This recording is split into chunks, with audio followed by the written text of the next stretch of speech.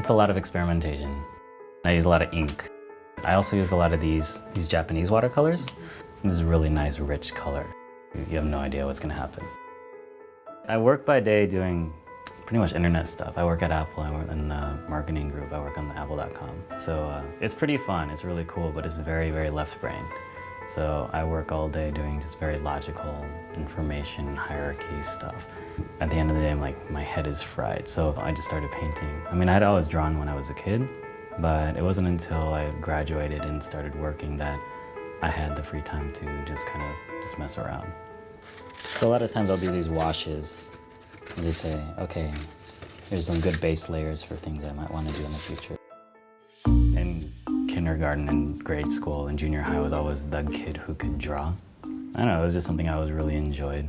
I really lucked out. I'm not really sure how they found my work. I had started posting my artwork online. Essentially, they're like, we wanted to start this thing up. If we saw your artwork, we wanted you to be our first artist. There were tons of people there. I sold like half of my pieces on the first night. And then just from there, that's when I started. I started showing at other like little galleries in the city, doing, you know, big group shows. And I would guess a lot of my inspiration comes from like traditional Chinese painting.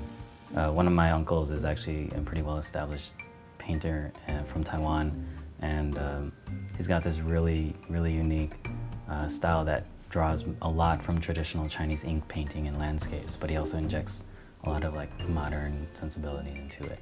And I've talked to him about this before, and he says that I actually come from the opposite end, where I grew up in America and I have all these other influences, like the cartoons I watched, or you know, the books I read, or the anime that I watch, or whatever. And then into that I bring some of these Chinese influences.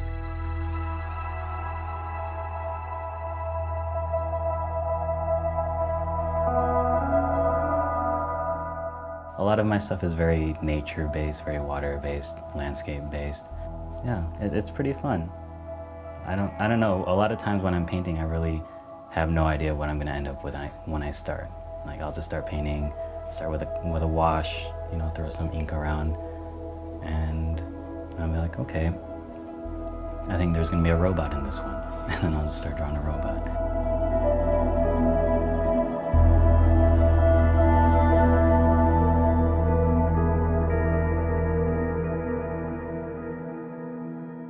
Like this one, it seems like it's already gonna be a water one, and I'll probably be adding fish and things to it. I tend to go in waves. Like there will be months at a time where I'll be focused on drawing bears, or I'll be like focused on drawing fishes or on robots.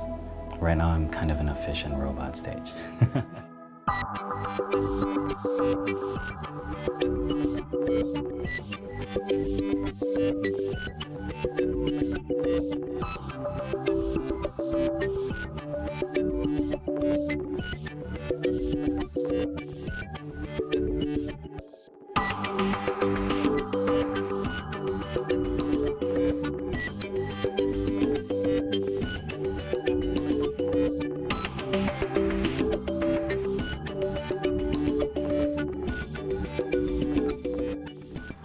And it's nice, like right now I have some time between shows, so I can just sort of like paint whatever I want to and not have to worry about getting things ready for the next show.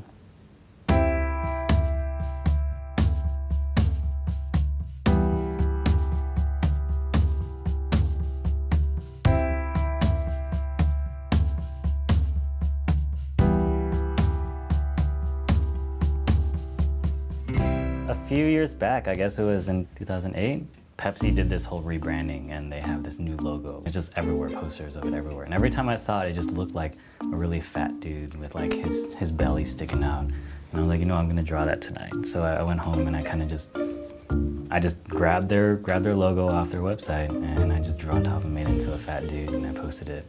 And just kind of randomly, like I think it might have been StumbleUpon or some other social media thing that it caught on, people saw it, and it sort of like went viral, really randomly, but it still pops up every now and then. It's kind of funny. It was not at all what I expected to happen. I just thought I'd get a couple cheap laughs from my coworkers. One thing, I made t-shirts out of it, and I was like, they might ask me for that and be like, sue me for that. I was like, all right, I made a couple $100 off of t-shirts, you can have that. I just thought it was funny.